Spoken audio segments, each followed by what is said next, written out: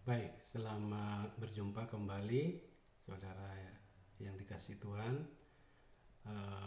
Pada kesempatan ini kita akan secara spesifik mendalami landasan-landasan dalam pengembangan kurikulum terkait dengan mata kuliah kita, pengembangan kurikulum dalam pendidikan agama Kristen. Kita tahu bahwa landasan adalah hal yang sangat diperlukan dalam membangun sesuatu. Apapun itu, landasan adalah sesuatu yang sangat dibutuhkan supaya apa yang akan dibangun di atas landasan atau pondasi tersebut dapat berdiri dengan kokoh atau memiliki legitimasi. Sama seperti kalau kita sedang membangun rumah tanpa landasan yang kuat dan kokoh, maka tidak memiliki rumah tersebut tidak akan dijamin tidak akan memiliki legitimasi untuk ditempati yang membawa orang yang tinggal di dalamnya menjadi aman sesuai dengan tujuan daripada dibangunnya rumah tersebut. Demikian pun pengembangan kurikulum juga harus memiliki landasan yang kuat dan kokoh supaya pengembangan atau kurikulum yang dikembangkan tersebut memiliki dasar bagi pengimplementasiannya, sehingga dalam pengimplementasian kurikulum yang dikembangkan tersebut akan memiliki dasar yang kuat dan akan berpotensi untuk membawa peserta didik yang dididik melalui kurikulum tersebut sampai pada tujuan yang sebagaimana dimaksudkan dalam pengembangan kurikulum tersebut. Nah, menurut Profesor Nasution dalam bukunya yang diterbitkan tahun 1989, ada didapati sejumlah asas fondasi pengembangan kurikulum.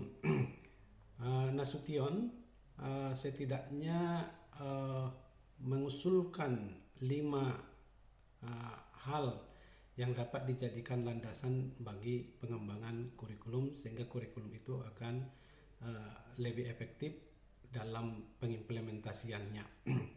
Yang pertama adalah landasan filosofis, kemudian ada landasan sosiologis, ada landasan psikologis, lalu ada landasan epistemologis, dan ada landasan edukasional. Berbeda dengan Nasution, Profesor Dr. Sukmadinata dalam buah pemikirannya yang diterbitkan pada tahun 1997 ada mengemukakan landasan pengembangan kurikulum itu pada 3 bidang, yaitu landasan filosofis dan landasan psikologis. Kemudian dikembangkan kurikulum berdasarkan landasan sosial budaya, dan yang terakhir juga kurikulum dikembangkan berdasarkan landasan masalah pengembangan ilmu dan teknologi. Nah, semuanya ini patut dipertimbangkan di dalam pengembangan kurikulum. Menurut saya, baik pemikiran Nasution dan pemikiran Sukmadinata layak atau patut kita pertimbangkan di dalam pengembangan kurikulum dalam pendidikan agama Kristen. Nah, saudara yang dikasihi Tuhan, kita memahami bahwa sebelum kita berbicara tentang landasan pengembangan kurikulum, saya mengingatkan Anda bahwa sejumlah peran yang harus kita lakukan dalam pengembangan kurikulum perlu mendapat perhatian dari kita semua. Dalam pengembangan kurikulum pendidikan di gereja secara khusus yang diprakarsai oleh Wyckoff pada pemikirannya yang diterbitkan tahun 1961 di halaman 88, beliau mengemukakan ada sejumlah bidang disiplin ilmu yang mesti kita pahami atau yang kita kuasai, yaitu diantaranya kita harus patut memahami disiplin ilmu teologi, disiplin ilmu filsafat, disiplin ilmu sejarah, disiplin ilmu psikologi, disiplin ilmu sosiologi, dan ilmu komunikasi. Nah, itu menurut Wyckoff, bagi seorang tenaga pendidik yang berkonsentrasi bagi pengembangan kurikulum, sejumlah ilmu-ilmu tersebut harus menjadi bagian yang dikuasai, karena secara teologis kita harus memahami penyataan Allah terlebih dahulu dengan baik, secara khusus menguasai kitab suci. Ada sejumlah ajaran atau dogma Kristen yang dibangun dari Alkitab.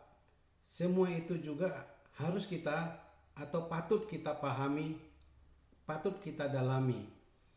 Nah, kalau kita memahami pendidikan Kristen secara teologis, ada sejumlah pertanyaan yang perlu kita jawab. Di antaranya, siapa sesungguhnya pengajar? Siapa sesungguhnya yang disebut sebagai pengajar? Nah, secara teologis, pertanyaan ini dijawab, yaitu bahwa Allah sendiri adalah pengajar utama dalam aktivitas pembelajaran. Gereja dan komunitas orang beriman atau orang Kristen juga disebut sebagai pengajar, selain mereka atau individu-individu yang diberi karunia menjadi seorang guru. Nah, kemudian pertanyaan berikutnya adalah yang harus kita jawab dalam terkait dengan pemahaman pendidikan Kristen secara teologis. Pertanyaan yang kedua yang patut kita jawab adalah siapa yang belajar? Tentu untuk menjawab pertanyaan ini, pertama sekali kita tahu bahwa gereja itu sendiri yang belajar dari Allah. Kalau tadi siapa pengajar, dan kita memahami secara teologis bahwa Allah adalah pengajar utama, maka dalam menjawab pertanyaan yang kedua ini, siapa yang belajar? Ya tentu gereja itu sendiri yang akan belajar dari Allah itu sendiri. Namun dunia juga harus belajar tentang kebenaran Tuhan, tentang Injil Tuhan. Selain gereja, dunia ini pun patut diarahkan untuk dapat belajar tentang kebenaran Tuhan dan tentang Injil Tuhan itu sendiri. Nah, kemudian pertanyaan yang berikut yang perlu kita jawab secara teologis bagi pelaksanaan pendidikan agama Kristen adalah apa yang diajarkan, apa yang sepatutnya diajarkan dalam pendidikan agama Kristen. Nah, yang diajarkan, yang seharusnya yang diajarkan dalam pelaksanaan pendidikan agama Kristen atau yang keutamaan, ya, subject matter atau core subject matternya adalah Injil. Kemudian barulah firman Allah, dan kemudian mengikuti kepada kehidupan Kristen, materi-materi tentang kehidupan Kristen, termasuk di dalamnya masalah ibadah, pada masalah pelaksanaan misi, dan tentang kesetiaan hidup orang percaya kepada Allah. Nah, kemudian pertanyaan yang berikut dalam pelaksanaan pendidikan agama Kristen secara teologis yang harus kita jawab adalah, untuk apa pendidikan itu? Nah, tujuan akhir daripada pendidikan agama Kristen adalah supaya orang yang belajar itu mengalami pendamaian dengan Allah di dalam Yesus Kristus. Jadi mereka hidup sebagai orang yang ditebus Allah, karena dari hasil belajarnya itu mereka kemudian ikut serta di dalam misi keselamatan yang dicanangkan oleh Allah di dalam Yesus Kristus. Kemudian Pertanyaan yang berikut yang perlu kita jawab secara teologis dalam pelaksanaan pendidikan agama Kristen adalah, apa yang menjadi dasar otoritas pendidikan itu? Di mana diletakkan dasar otoritas pelaksanaan pendidikan agama Kristen itu? Nah, tentu jawaban dari pertanyaan itu harus bermuara kepada firman Allah yang disaksikan dan diteguhkan oleh Roh Kudus. Selanjutnya, pertanyaan secara teologis yang harus kita jawab dalam pelaksanaan pendidikan agama Kristen adalah, di mana aktivitas belajar terjadi dalam pendidikan agama Kristen? Di mana sesungguhnya aktivitas belajar terjadi? Nah, jawabannya atas pertanyaan itu adalah tentu terlaksana pada hidup individu di dalam jemaat. Bisa dilaksanakan dalam konteks keluarga dan kemudian mengikuti pada konteks komunitas yang lebih besar. Jadi pada dasarnya aktivitas belajar terjadi adalah pada individu-individu, kemudian dikembangkan pada konteks keluarga dan selanjutnya pada konteks komunitas, sehingga nanti terjadilah pembentukan fellowship atau komunitas dalam beribadah atau komunitas orang percaya yang beribadah. Selanjutnya kemudian pertanyaan lain lagi yang perlu kita jawab dalam pelaksanaan pendidikan agama Kristen yang harus dijawab secara teologis adalah, kapan sebenarnya pembelajaran terjadi? Kapan sebenarnya pembelajaran terjadi dalam pelaksanaan pendidikan agama Kristen? Pembelajaran dalam pelaksanaan pendidikan Kristen terjadi apabila seseorang individu berjumpa secara pribadi dengan Allah, atau dalam pengertian pembelajaran terjadi dalam perjumpaan aku dan engkau, aku dan Allah. Engkau itu adalah Allah, dan kemudian aku, engkau, aku dengan orang-orang percaya, aku sesama orang percaya yang bersama-sama dengan Tuhan. Kemudian pertanyaan selanjutnya lagi yang perlu kita patut jawab secara teologis terkait dengan pelaksanaan pendidikan agama Kristen adalah, bagaimana sebenarnya pembelajaran berlangsung dalam pelaksanaan pendidikan agama Kristen? Jawabannya adalah melalui penerapan anugerah Allah lewat pelayanan firman, melalui sakramen, melalui doa. Nah, tentu partisipasi jemaat dalam beribadah juga sebagai sarana belajar yang dapat kita kembangkan. Kemudian pertanyaan lain lagi yang perlu kita jawab dalam pelaksanaan penyelenggaraan pendidikan agama Kristen adalah, bagaimana pembelajaran sesungguhnya diorganisasikan? Nah, jawabannya adalah kita harus merencanakan dan mengelola pembelajaran pendidikan agama Kristen yang kewenangannya terletak pada gereja itu sendiri. Pada dasarnya tugas belajar dimandatkan oleh Allah kepada gereja. Kalau Anda pahami Matius pasal 28 ayat 18, 19 sampai 20, amanat itu disebut juga sebagai amanat pembelajaran yang diperintahkan oleh Allah langsung kepada gereja. Jadi pengorganisasian pembelajaran ada di dalam kewenangan gereja itu sendiri, supaya dengan demikianlah peserta didik atau jemaat yang dididik di gereja itu mampu meresponi kasih Allah. Dengan bimbingan mereka, bagaimana mereka mampu meresponi iman mereka itu sendiri. Saudaraku yang dikasihi Tuhan, itulah sejumlah pertanyaan-pertanyaan mendasar dalam pelaksanaan pendidikan agama Kristen yang perlu kita renungkan secara mendalam. Nah, kita mesti juga harus memahami aspek-aspek metafisika selain aspek teologis tadi. Juga selain aspek metafisika juga kita harus memahami aspek epistemologi dan aksiologi terkait dengan pelaksanaan pendidikan agama Kristen. Kita juga harus belajar dari sejarah pendidikan.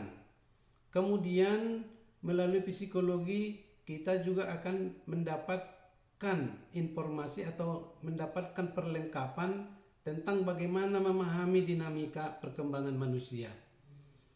Dari ilmu sosiologi akan memberikan pengajaran kepada kita tentang bagaimana kita mampu berperan dalam kelompok masyarakat yang kita layani atau yang akan kita didik. Melalui ilmu komunikasi juga kita akan dibantu mengerti bagaimana mengkomunikasikan pengajaran secara tepat. Jadi selain ilmu teologi, selain ilmu teologi, ilmu sosial dan perilaku manusia juga patut kita perhatikan, patut mendapat perhatian dari kita, karena itu perlu untuk kita pelajari dalam rangka pengembangan kurikulum pendidikan Kristen, agar kurikulum pendidikan agama Kristen itu dapat dilaksanakan secara efektif dan efisien dan akan membentuk umat-umat Allah yang mampu berkarya bagi Allah di dalam dunia ini dalam melaksanakan misi menjadikan semua bangsa menjadi murid Kristus Yesus dengan cara memuridkan mereka. Nah, satu persatu kita kembali ke dalam pokok inti daripada materi kita hari ini terkait dengan landasan-landasan dalam pengembangan kurikulum pendidikan agama Kristen. Dari pemikiran Nasution dan pemikiran Nana Saodi Sukmadinata telah kita lihat beberapa landasan-landasan yang dikemukakan. Maka secara terpisah akan kita lihat penjelasan tentang landasan-landasan dalam pengembangan kurikulum secara khusus yang dapat diimplementasikan dalam pelaksanaan pengembangan kurikulum pendidikan agama Kristen itu sendiri. Yang pertama adalah landasan teologis dan landasan filosofis pendidikan.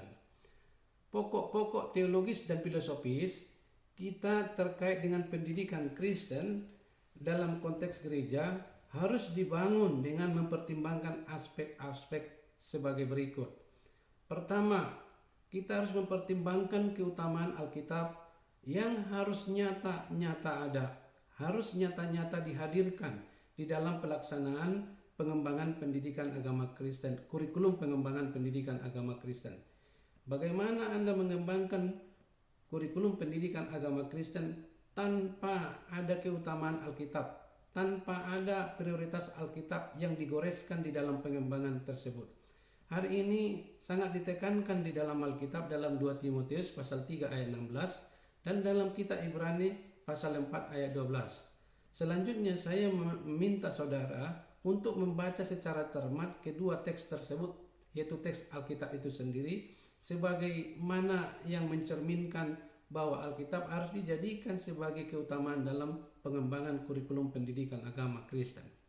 Nah, dari keutamaan Alkitab yang kalau kita dalami dari 2 Timotius 3 ayat 16 dan Ibrani pasal 4 ayat 12, di situ tampak bahwa sumber nilai bagi gereja sesungguhnya adalah firman Allah yang tertulis, yang menyaksikan pribadi dan karya Allah, Bapa, Anak, dan Roh Kudus.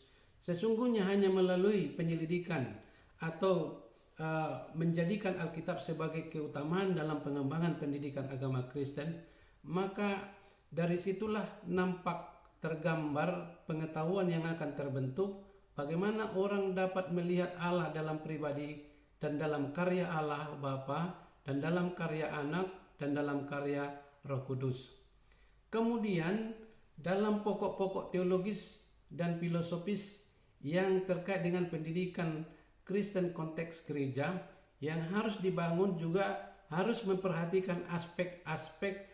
Selain aspek keutamaan Alkitab yang harus nyata, juga harus mempertimbangkan aspek Allah Tritunggal itu sendiri, yaitu secara khusus melihat pribadi dan karya Allah.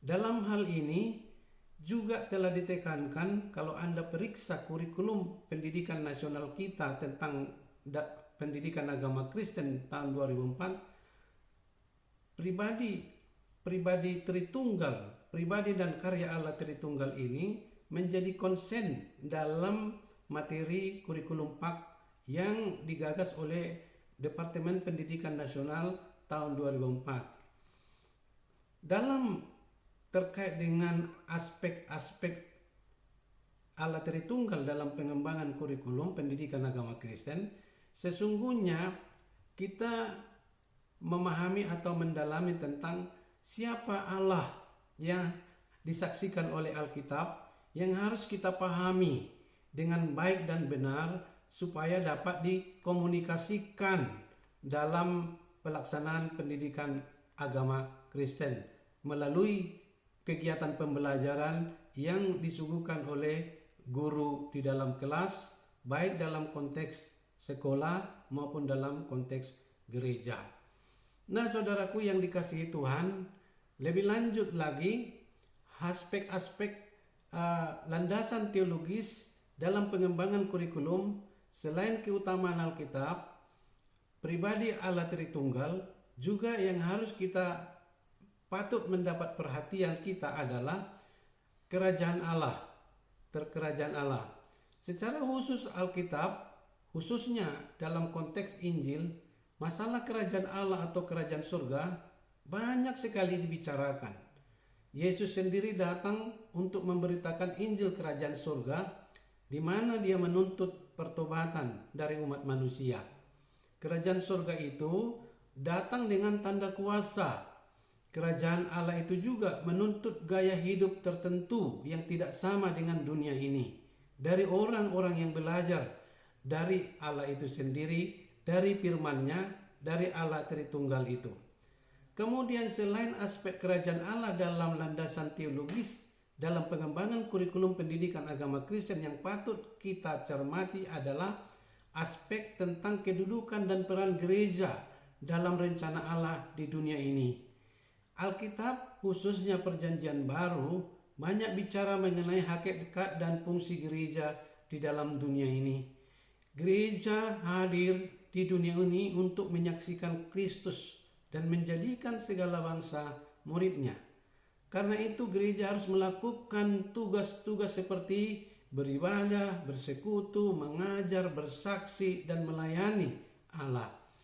Selanjutnya saudaraku yang Tuhan kasihi, aspek lain dalam landasan teologis pengembangan kurikulum pendidikan agama Kristen yang patut mendapat perhatian kita adalah tugas dan tanggung jawab hidup manusia. Alkitab banyak berbicara mengenai tugas dan tanggung jawab manusia dalam rencana Allah.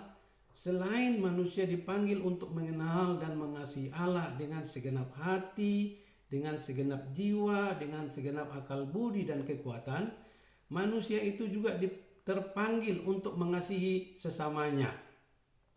Selanjutnya, aspek-aspek lain dalam landasan teologis yang patut kita dalami dalam pengembangan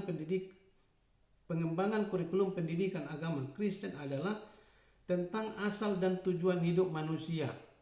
Kita memahami bahwa hidup manusia di dunia ini bukan terjadi karena kebetulan, tapi melainkan dalam rencana Allah.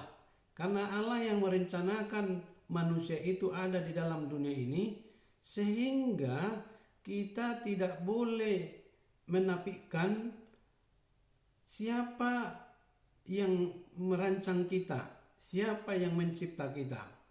Jadi manusia diciptakan Allah dan juga selain diciptakan oleh Allah itu sendiri, manusia itu juga membawa rupa dan gambarnya, atau yang kita sebut dengan ciptaan yang imago Dei, ciptaan yang serupa dan segambar dengan Allah itu, atau ciptaan pembawa gambar dan rupa Allah itu sendiri.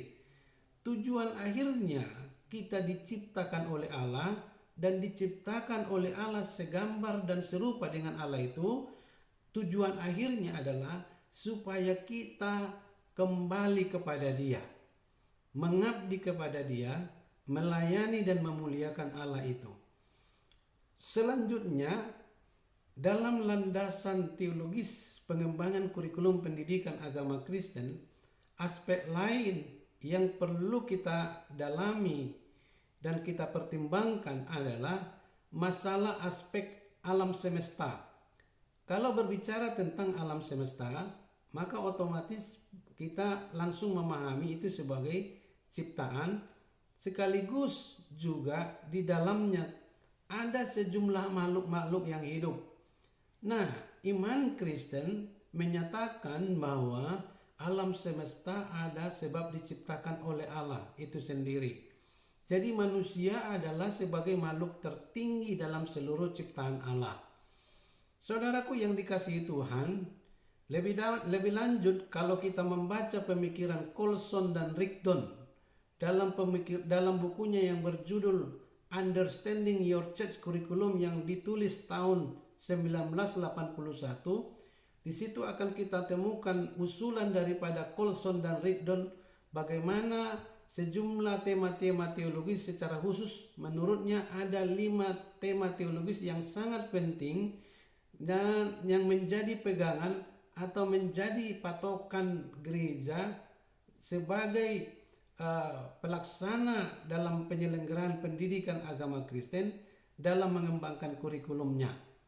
5 teologi ini menurut Colson dan Rigdon dapat dipelajari oleh warga jemaat dari mulai tingkatan anak-anak, remaja, dewasa hingga sampai usia lanjut. Walaupun temanya sama, namun karena tingkat perkembangan dan cara berpikir atau cara belajar tiap masing-masing tahapan perkembangan manusia itu berbeda, maka kegiatan belajar terhadap kelima tema itu harus dilaksanakan secara berkesinambungan. Nah, dalam pelaksanaan pembelajaran, tema-tema itu disesuaikan dengan kebutuhan dan tingkat usia peserta didik. Sehingga kelima tema tersebut adalah sebagai berikut, sebagai usulan daripada Colson dan Rigdon. Yang pertama adalah kehidupan dan konteksnya. Arti dan pengalaman keberadaan kita menjadi subjek dalam pelaksanaan materi-materi pembelajaran terkait dengan kehidupan dan konteksnya. Jadi kemudian tema ini mencakup konsep tentang manusia, di mana manusia mencari dan menerima dirinya. Jadi dalam pelaksanaan pembelajaran sesuai dengan tingkat perkembangan usia manusia, maka kehidupan dan konteksnya ini dapat di-drill ke dalam tema-tema tentang cakupan-cakupan manusia mencari dan menerima dirinya, manusia dalam relasi dengan sesamanya, manusia dalam relasi dengan alamnya, manusia dengan kehidupan sosialnya, manusia berhadapan dengan perubahan dan yang mutlak harus dilakukan atau harus dihadapi. Kemudian juga kita lanjutkan kepada tema tentang manusia dan kreativitasnya dalam kehidupan sehari-hari. Nah, itu salah satu tema yang perlu kita patut pertimbangkan untuk dimasukkan dalam pengembangan kurikulum pelaksanaan pendidikan agama Kristen, yaitu tema tentang kehidupan dan seluruh konteks-konteks yang terkait di dalam kehidupannya itu tersendiri. Kemudian usulan yang kedua, tema yang kedua yang diusulkan oleh Colson dan Rigdon adalah tema tentang penyataan. Tema tentang penyataan ini akan berbicara tentang makna dan pengalaman perjumpaan dengan Allah. Tema ini berkaitan dengan Tuhan Allah. Dapat kita uraikan tema-temanya menjadi tema-tema kecil. Seperti Allah berbicara ketika manusia mencari makna melampaui dirinya. Kemudian dapat kita angkat tema tentang Allah yang hidup mencari manusia. Lalu Allah yang rahmani sebagai hakim dan penebus. Kemudian Allah yang maha kuasa hadir dalam hidup manusia. Kemudian juga didrill ke dalam tema tentang Allah berbicara melalui kitab suci. Dapat diurai lebih lanjut lagi ke dalam tema yang lebih spesifik, yaitu tentang Allah berbicara dan bertindak melalui gereja untuk memperkenalkan dirinya. Dan selanjutnya dapat diurai ke dalam tema kecilnya lagi tentang Allah berbicara kepada manusia melalui alam ciptaannya. Itulah tema-tema yang terkait dengan tema penyataan. Jadi tema penyataan diurai ke dalam tema-tema kecilnya. Nah, tema yang kedua yang diusulkan oleh Colson dan Rigdon dalam pelaksanaan pengembangan kurikulum pendidikan agama Kristen adalah status sebagai anak Allah. Hal ini untuk mendorong gereja mampu memaknai dan mengalami karya penebusan Allah di dalam Yesus Kristus. Nah, tema ini mencakup antara lain karya penebusan yang dikerjakan Allah bagi manusia, kemudian diurai ke dalam tema kecil tentang respon manusia terhadap karya penebusan dan Allah, diurai lagi dalam tema kecil tentang manusia baru di dalam Yesus Kristus, diurai lagi ke dalam tema kecil tentang berbicara di dalam Kristus, kemudian bertumbuh di dalam Kristus, menemukan identitas dalam masyarakat beriman di gereja, tentang tema pengharapan Kristen pada Allah sebagai pemenang. Nah, sesungguhnya itu bisa dipertimbangkan untuk dimasukkan dalam pengembangan kurikulum pendidikan agama Kristen. Kemudian tema yang keempat adalah tentang panggilan hidup. Panggilan hidup yang dimaksud adalah tentang bagaimana gereja memaknai dan mengalami pemuritan. Tema yang keempat ini cakupannya antara lain bisa diurai dengan tema panggilan Allah dalam pengambilan keputusan etis, tentang tema melayani sesama manusia, bendahara Allah dalam kehidupan dan kerja, hidup yang berdisiplin atau bertanggung jawab dalam kehidupan Kristen, sebagai murid Tuhan di dalam dunia, menuju kerajaan Allah di dunia. Itu sejumlah tema-tema kecil yang diurai dari tema besar yang keempat itu tentang panggilan hidup. Kemudian kita lanjutkan lagi tema usulan Colson dan Rigdon yang kelima, yaitu tentang gereja. Dalam hal ini, tema ini akan memampukan gereja memaknai dan mengalami hidup sebagai komunitas Kristen.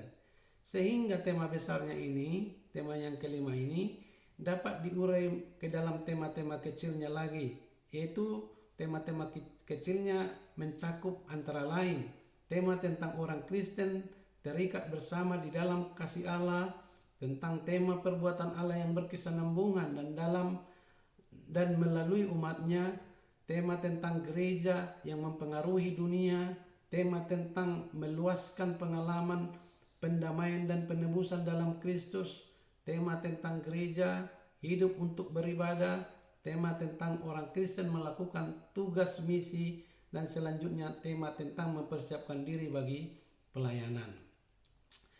Itulah sejumlah tema-tema yang dapat kita pertimbangkan dalam pengembangan kurikulum pendidikan agama Kristen yang menyatu dalam landasan teologisnya sebagaimana yang diusulkan oleh Colson dan Rigdon. Selanjutnya kita akan mendalami tentang tema landasan sosiologis dan budaya dalam pengembangan kurikulum. Jadi selain tadi kita mengurai landasan teologis dalam pengembangan kurikulum, berikutnya kita akan mengurai tentang landasan sosiologis dan budaya dalam pengembangan kurikulum pendidikan agama Kristen. Nah, saudara yang dikasihi Tuhan, tugas selanjutnya adalah memahami dan mengemukakan tentang pergumulan, konteks, dinamika dari masyarakat dan gereja di mana kita berada dan melayani saat ini. Karena itu, pola pikir atau pandangan dunia serta produk budaya, sebab kurikulum, isi, dan proses haruslah relevan dengan kebutuhan masyarakat di mana gereja berada dan berinteraksi bagi Kristus. Saudaraku yang dikasihi Tuhan, di mana warga gereja kita hidup berkarya? Itu menjadi satu pertanyaan yang patut kita renungkan. Di mana konteks sosial mana yang dihadapi gereja hari-hari ini? Lalu kemudian kekuatan sosial apa yang dominan di lingkungan gereja kita? Kemudian kita kembangkan lagi terkait dengan pola pikir atau pandangan dunia serta produk budaya, tentang apa kebutuhan mereka terkait dengan kemampuan atau kompetensi sosial atau kemampuan berrelasi, berkomunikasi, dan memainkan peran sosial. Lalu kemudian pertanyaan berikutnya adalah apa nilai budaya yang mempengaruhi mereka, mempengaruhi dunia, di mana gereja berada, berdiri hari ini. Apa arti menjadi murid Yesus dalam konteks budaya di mana gereja berdiri, contoh kalau di Jawa? Apa arti menjadi murid Yesus dalam konteks budaya Jawa? Atau kalau gereja berada di lingkungan sosial Sunda, apa arti menjadi murid Yesus dalam konteks budaya Sunda? Atau kalau gereja itu berdiri dalam konteks budaya orang Batak, maka apa arti menjadi murid Yesus dalam konteks budaya Batak? Kalau gereja itu berdiri dalam lingkungan masyarakat budaya Dayak, maka pertanyaannya lagi adalah apa arti menjadi murid Yesus dalam konteks budaya Dayak? Kalau gereja berdiri dalam konteks budaya Papua, pertanyaannya berikut lagi adalah apa arti menjadi murid Yesus dalam konteks budaya Papua? Kalau gereja berdiri dalam konteks budaya sosial Melayu, maka pertanyaannya adalah apa arti menjadi murid Yesus dalam konteks budaya masyarakat Melayu, dan selanjutnya dapat kita kembangkan pada konteks-konteks budaya di mana gereja itu berdiri. Nah, dalam konteks masyarakat majemuk di mana pemahaman pluralis tengah dikembangkan, bagaimana warga jemaat tetap terus menjadi murid Kristus. Itu yang terus menjadi core perhatian kita terkait dengan landasan pengembangan kurikulum dalam landasan sosial dan budaya. Kemudian kita lebih dalam lagi melanjutkan pembahasan kita tentang landasan pengembangan kurikulum yang ketiga, yaitu landasan psikologis.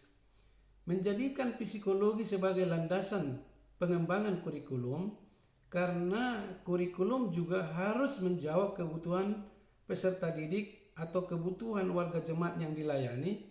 Karena itu kita patut memahami tingkat perkembangan mereka, dalam hal ini peserta didik atau jemaat yang dilayani, untuk mengikuti kegiatan belajar yang diprakarsai oleh gereja ataupun melalui gereja dalam konteks pendidikan sekolah. Pertanyaan-pertanyaan yang dapat memandu kita dalam mengembangkan kurikulum terkait peletakan pada landasan psikologis adalah diantaranya, apa sesungguhnya kebutuhan-kebutuhan peserta didik atau warga jemaat yang saat ini sedang kita didik, bukan yang sudah lalu, tetapi pada saat kita sedang mendidik hari ini. Jadi itu sebabnya dalam penjelasan saya sebelumnya bahwa kurikulum harus diubah karena disesuaikan dengan perkembangan manusia yang dinamis. Jadi kalau dalam landasan psikologis, pertanyaan yang memandu kita untuk mengembangkan kurikulum pendidikan agama Kristen, kita harus mampu menjawab pertanyaan dari apa kebutuhan mereka yang sedang datang belajar hari ini ke dalam lembaga pelayanan yang kita dirikan. Kemudian bagaimana mereka belajar? Bagaimana sesungguhnya mereka belajar hari ini? Nah, untuk lebih membantu kita dalam memahami landasan psikologis dan untuk menjawab pertanyaan yang tadi, maka kita perlu mengembangkan pertanyaan-pertanyaan berikut lagi. Di antaranya, siapakah sebenarnya peserta didik yang sedang kita hadapi hari ini? Bagaimana ciri dan fungsi perkembangan mereka dalam konteks mereka sebagai anak-anak, mereka sebagai remaja, mereka sebagai pemuda, mereka sebagai orang dewasa, dan mereka sebagai orang yang lanjut usia. Kemudian kita jawab lagi pertanyaan yang berikut ini tentang bagaimana sebenarnya ciri khas belajar kelompok usia itu, yaitu bagaimana ciri khas belajar kelompok usia anak-anak, bagaimana ciri khas belajar kelompok usia remaja, bagaimana ciri khas belajar kelompok usia pemuda, dewasa, dan lansia. Kemudian pertanyaan berikut yang dapat memandu kita untuk membangun landasan psikologis dalam pengembangan kurikulum pendidikan agama Kristen adalah bagaimana ciri perkembangan orang beriman dalam konteks anak, bagaimana perkembangan anak beriman, bagaimana perkembangan remaja dalam beriman, bagaimana perkembangan pemuda dalam beriman, bagaimana perkembangan dewasa beriman, dan bagaimana perkembangan orang dalam usia lanjut dalam hal beriman. Kemudian pertanyaan berikutnya adalah bagaimana cara pertimbangan moralnya. Selanjutnya, saudara yang dikasihi Tuhan, kita masuk lagi ke dalam landasan pengembangan kurikulum, yaitu landasan epistemologis. Pemahaman kita mengenai pengetahuan dalam hal ini kebenaran sangatlah mempengaruhi rumusan kurikulum yang kita akan usulkan. Nah, seseorang yang merencanakan dan mengembangkan kurikulum harus mampu memahami bagaimana kita sebagai orang Kristen mampu mengkonstruksi pengetahuan atau keyakinan. Nah, untuk itu kita harus dapat dan mampu menjawab pertanyaan-pertanyaan berikut ini. Apa saja yang kita pandang sebagai pengetahuan? Apa saja sebenarnya yang kita pandang sebagai pengetahuan? Sehingga nanti hal itu dapat kita rumuskan dalam kurikulum kita. Kemudian apa yang harus dipelajari oleh warga gereja untuk membantunya hidup sebagai murid Kristus. Dan selanjutnya pertanyaan yang memandu kita terkait dengan landasan epistemologis ini adalah dalam pengembangan kurikulum adalah apa yang menjadi sumber utama pengetahuan bagi orang percaya. Kemudian apakah yang menjadi sumber utama pengetahuan bagi orang percaya itu adalah cukup hanya Alkitab semata sebagai penyataan Allah? Apakah itu cukup? Ataukah kita memerlukan alat referensi sebagai bantuan yang lain atau referensi-referensi yang lain yang mampu membantu kita untuk melihat ini secara lebih terang benderang? Nah, kemudian pertanyaan berikut adalah, perlukah kita mempelajari tradisi gereja? Perlukah umat mempelajari tradisi gereja? Yaitu dalam hal ini ajaran para pendahulu-pendahulu kita, ajaran para bapak-bapak gereja, orang-orang beriman di masa lampau. Kemudian pertanyaan yang berikutnya adalah, perlukah mempelajari kebenaran dalam disiplin ilmu lain di luar teologi, seperti halnya ilmu sosiologi, ilmu antropologi, ilmu kesehatan, ilmu psikologi, ilmu bahasa, seni, dan sastra. Selanjutnya, pertanyaan yang berikut adalah bagaimana kita merekonstruksi pengetahuan dan pemahaman dan pemahaman. Apakah cukup dengan mendengar saja? Apakah dengan mencari dan berdiskusi? Apakah juga perlu melalui pengalaman? Nah, saudaraku yang dikasihi Tuhan, kemudian kita lihat lagi landasan pengembangan kurikulum yang berikutnya, yaitu landasan edukatif. Kalau bahan pengajaran sudah disusun atau diorganisasikan, maka tugas yang berikutnya ialah bagaimana kita merencanakan dan mengelola kegiatan pembelajaran dengan efektif dan efisien. Nah, terkait dengan landasan edukatif ini, ada sejumlah hal yang perlu kita ketahui. Di antaranya ada beberapa pertanyaan yang perlu kita pertimbangkan jawabannya supaya kita mampu mendirikan landasan edukatif bagi pengembangan kurikulum pendidikan agama Kristen. Di antaranya pertanyaan-pertanyaan itu adalah, bagaimana cara merumuskan tujuan pengajaran secara kognitif, secara afektif, secara konatif, secara spiritual, dan secara psikomotorik. Kemudian pertanyaan yang berikutnya adalah bagaimana cara belajar anak? Bagaimana cara belajar remaja? Bagaimana cara belajar orang dewasa? Nah, saudaraku yang dikasihi Tuhan, lebih lanjut kita melihat pertanyaan pemandu kita dalam melaksanakan atau dalam membangun landasan edukatif ini adalah bagaimana cara belajar terkait dengan pembentukan kognisi, pembentukan afeksi, pembentukan moral dan perilaku, juga pembentukan keterampilan. Pertanyaan berikutnya yang patut kita jawab adalah bagaimana cara mengelola kegiatan belajar dan performance dalam kegiatan itu. Bagaimana membuka kegiatan belajar, bagaimana melangsungkan kegiatan, bagaimana mengakhiri kegiatan itu sendiri. Selanjutnya pertanyaan berikut adalah bagaimana memilih media dan mengoperasikan media itu dalam rangka pembelajaran yang kreatif. Lalu bagaimana melakukan evaluasi pembelajaran yang efektif dan efisien? Bagaimana kita mampu mengusulkan perbaikan rencana kurikulum dan pembelajaran ke depan berdasarkan hasil evaluasi itu?